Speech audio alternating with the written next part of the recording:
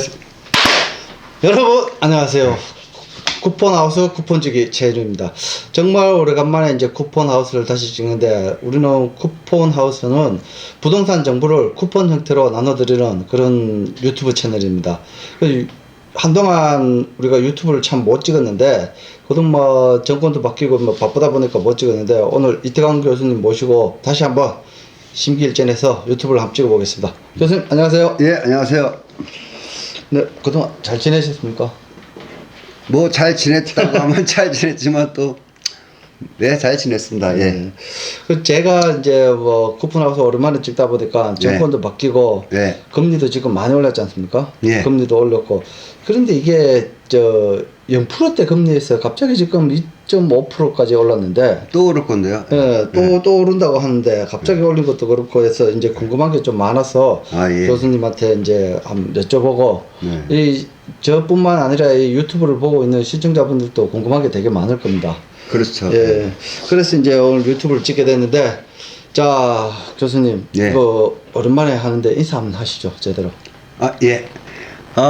쿠폰하우스 시청자 여러분, 진짜 오랜만입니다. 뭐 저 역시 굉장히 바빴습니다. 지금 뭐 대통령이 바뀐 지가 한 5개월 이렇게 된 것 같은데, 네. 바뀌기 전부터 뭐 새로운 대통령이 어떻게, 누가 되면 뭘 어떻게 할 것인가, 뭐 이런 것들을 많이 좀 찝어보기도 하고, 그 다음에 또 대통령이 되고 나서도 옛날 사실 보면 문재인 정부의 부동산 정책은 규제 정책이 있다면, 이번 윤석열 정부는 완화를 하겠다. 그러면 완화를 하면 언제부터 어떻게 뭐부터 풀 것인가, 뭐 이런 거 좀 많이 생각하다 보니까, 또 언론에서도 뭐 궁금한 게 많잖아요. 그렇죠. 그러니까 뭐 언론들 찾아와서 컬럼도 써야 되고, 뭐 컬럼. 네, 그 다음에 뭐 학교는 또 제가 또 학사, 석사, 박사 다 가르치다 보니까 또 그 친구들도 해야 되지, 또 제 연구소 연구도 해야 되지, 뭐 이리저리 바빴습니다. 그 뭐 몸무게가 한 1kg 또 빠졌어요. 거기서 1kg 빠지면 날아가실 것 같은데. 네, 바람은 날아갑니다. 예. 뭐 어쨌든 교수님이 지금 정권 바뀌고 시국이 시국인 만큼 뭐 많은 활동을 하고 계신데, 지난번에 저 조선일보인가 거기서 칼럼을 한번 본 것 같습니다. 예. 예. 그런데 제일 궁금한 게, 이제 저희가 지역 사회지 않습니까? 예. 강원도뿐만 아니라 특히 이제 강릉을 거주로 하고 있는데, 강릉에 계신 분들이 요즘 이러니까 수도권의 집값이 하도 떨어진다는 소리를 들으니까, 예. 강릉의 집값은 예. 오를까 내릴까, 오를까 내릴까 되게 궁금하시는 분들이 많더라고요. 예, 그래서 제가 이제 몇 가지 질문지를 한번 만들어 봤는데, 이제 요즘 금리 폭등이지 않습니까? 금리가 이제 뭐 올라서 2.5%, 다음 또 오른다고 하는데, 이렇게 하면 수도권하고 강릉의 집값이 하락한다든가 아니면 또 상승한다든가, 원인이 뭐 금리 때문인지 뭐 궁금해 하시는 분들이 많은데, 교수님 볼 때는 어떻습니까? 뭐 많은 언론에서 금리 때문에 올라간다고, 내려간다고 얘기를 하는데, 뭐 틀린 얘기는 아닙니다. 뭐 근데 이제 금리라는 게 그 무조건 올라간다고 뭐 집값이 떨어지거나 또 주식이 떨어지거나 뭐 이러는 건 아니고요. 그 금리가 올라가는 것보다는 저 금리가 얼마큼 속도를 내서 가느냐가 중요해요. 속도. 네. 만약에 똑같이 0%에서 1% 올리는데, 베이비 스텝이라고 그래가지고 0.25, 0.25, 0.25에서 4번을 올리잖아요. 근데 0.25 쉽게 올리는 데서 뭐 1년이 걸린다. 근데 그거를 뭐 단숨에 그냥 뭐 자이언트 스텝 해가지고 0.75를 빡 올려버린다. 그러면 단기간에 올린 것이 더 충격적이거든요. 뭐 예를 들면 이런 거죠. 뭐 우리가 뭐 컨트롤 하는데 그냥 잽 내긴 거랑 그냥 한 번 빡 내긴 거랑 틀리잖아요. 그 충격이 더 큰 거죠. 그래서 지금은 단기간에 많이 올렸기 때문에 그 충격을 좀 사람들이 받고 있지 않나. 그래서 부동산 가격이 좀 떨어진다 이렇게 얘기를 하는데, 뭐 틀린 얘기는 아닙니다. 근데 사실상 그 우리나라 사람들 심리가 또 다른 데도 마찬가지인데, 일단 뭐 금리는 금리지만 대출이 안 돼요, 대출이. 맞습니다. 대출이 지금 다 묶였습니다. 네. 그러니까 뭐 집을 사거나 부동산을 뭐 사고 싶은데 대출이 안 되니까 금리를 떠나서 대출 자체가 안 되니까 안 되는 거예요. 부동산이라는 게 원래 뭐 내가 뭐 3억이고 4억이고 갖고 있다가 집 사는 사람 없잖아요. 그렇죠. 근데 그래서 일단은 대출을 받아서 거래를 하기도 하고 레버리지가 이렇게 해서 하겠는데 대출 자체가 안 되니까 이자는 둘째치고 대출 자체가 안 되거든요. 그다음에 윤석열 정부 들어서 뭐 신혼이나 무주택자들은 뭐 LTV를 80% 해준다.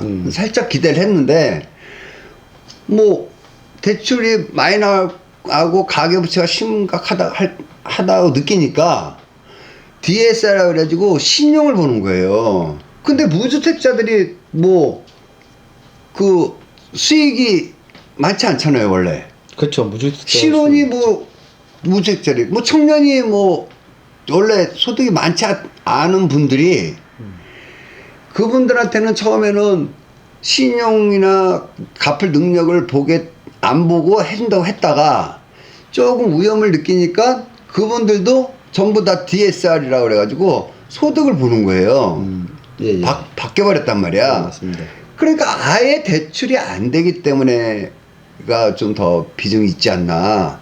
또 많은 저 언론에서는 금리가 폭등하는데, 맞아요. 폭등하는데, 그게 너무 단숨에 올라가서 충격이 큰 것도 있지만, 또 두 번째는 제 생각에는 대출 자체가 안 되니까, 그래서 아예 거래를 못하게 되니까 거래 절벽이 와서 무슨 가격이 올랐는지 내렸는지 이런 것들은 정확하게 보려면 많은 거래들이 있어야 되는 거예요, 사실은. 근데 거래도 없는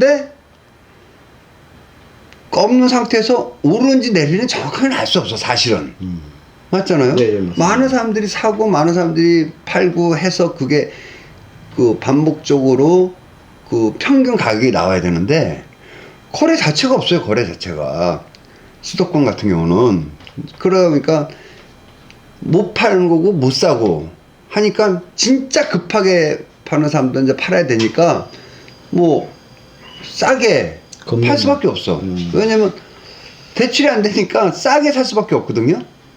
그쵸? 그렇죠. 그래서 좀 내려가는 원인이 있지 않나 이렇게 생각을 합니다. 근데 뭐 그거 말고도 금리 자체에서부터 시작해서 뭐 하락을 하는 거는 좀 맞지 않나. 수도권 같은 데는 좀 심각하지 않나 이렇게 생각합니다. 네. 지금 교수님 말씀하면 대출 자체도 안 되고 네. 뭐 보통 사람들이 집을 살 때 뭐 자기 돈보다는 레버리지를 일으키는데 특히 수도권하고 강릉에 계신 분들, 그렇게 강원도에 계신 분들하고 수도권하고 레버리지 일으키는 비중도 좀 다르다고 하던데, 수도권 사람들은 레버리지를 쉽게 많이 좀 내는 비중이 좀 큰 반면에 강원도 사람들은 대출 내면 죽는 줄 안다, 뭐 그런 이야기가 있더라고요. 그래서 레버리지도 강원도 거는 조금 좀 적게 내는 것 같고, 원래 이게 레버리지를 좀 일으켜 가지고 자산을 좀 만들고 뭘 하는 경우가 많은데 그런 것도 좀 안 되고, 제가 여기 보니까 인구 대비 보면은 네.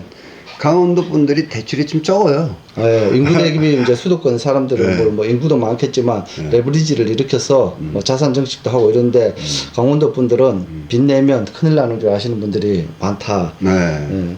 그리고 제가 여기 보니까 빚 주고는 못 산다 이거지. 네. 강원도 분들은. 맞습니다. 빚 주고 그 현금을 많이 쓰니까. 그리고 보니까 34평 기준, 그저께 뉴스에 나왔던데 34평 기준 원주에 있는 집들이 이분들 같은 경우에는 금리가 오르다 보니까 대출을 일으키는데, 대출 일으켰다가 나중에 포기하시는 분들, 이자가 비싸니까 감당도 안 되고 이런 분들이 많은데 70%가 중도금으로 나온다 손 치더라도 이분들이 연간 6%를 잡았을 때 4억 5천만 원 집을 6% 잡으면 연간 나가는 돈들이 1920만 원 정도 된답니다. 근데 6% 그리고 이제 또 아까 대출에서도 요즘 뭐 원금하고 같이 갚잖아요. 맞습니다. 그러니까 부담이 더 느끼는 거지. 대출도 이제 고정금리가 있고 변동금리가 있고 혼합금리가 있는데 이게 지금 같은 고금리 때는 변동금리보다는 고정금리가 유리하다고 하는데 그것도 약관을 자세히 읽어보면 밑에 조그마한 글씨로 적어놓은 게 있답니다.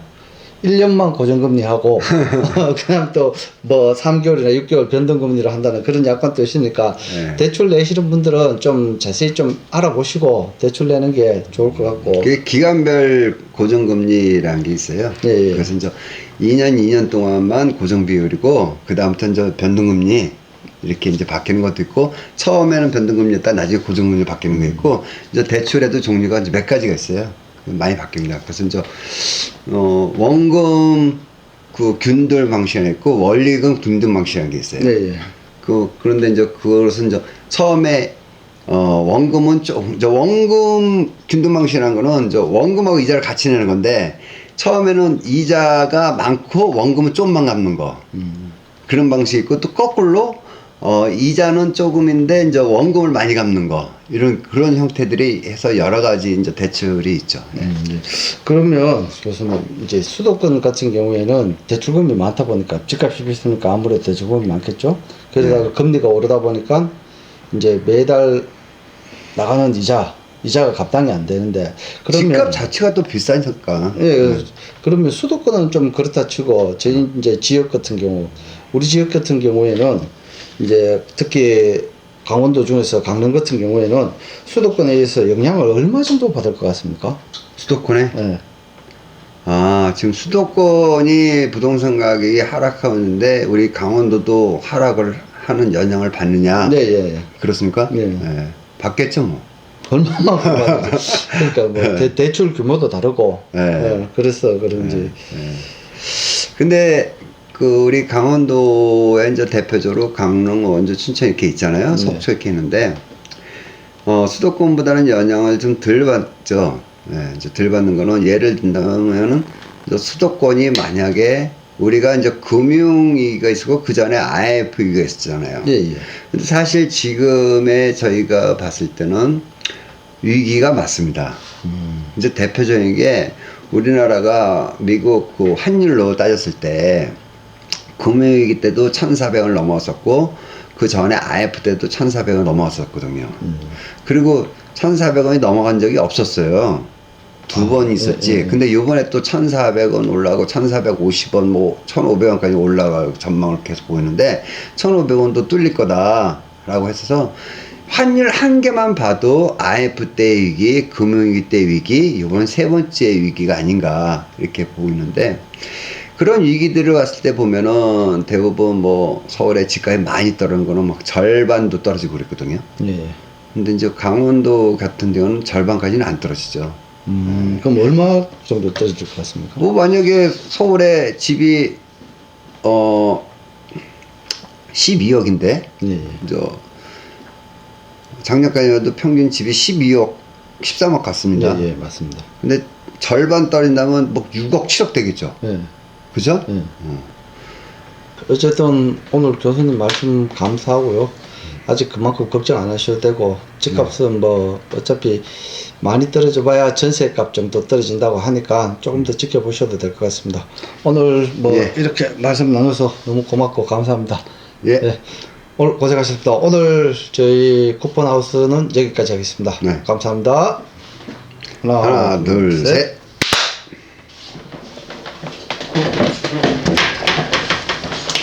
끝난 거죠? 네, 끝났습니다. 몇 분?